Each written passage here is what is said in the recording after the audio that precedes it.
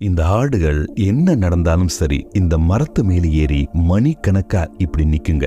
ஏன் தெரியுமா? நீங்க பாக்குற இந்த காணொளி மொராக்கோ நாட்டுல நடக்கிறது. ஆடுகள் கூட்டம் கூட்டமா இந்த மரங்கள்ல ஏறி நிக்க காரணம் இந்த பழம் தான். இந்த பழத்தோட கொட்டையிலிருந்து ஆர்கன் எண்ணெய் எடுக்கிறாங்க. பல அழகு சாதனம் மற்றும் உணவுப் பொருட்கள்ல பயன்படுத்தப்படுது. ஆனா இது எப்படி வருதுன்னு எந்த பொருட்களுக்கு பின்னாடியும் சொல்லியிருக்க மாட்டாங்க. இந்த ஆடுகள் இந்த பழத்தை சாப்பிட்டு கொட்டையை மலம் கழிச்சதுக்கு அப்புறம் இதுல இருந்து கொட்டையை எடுக்கிறாங்க.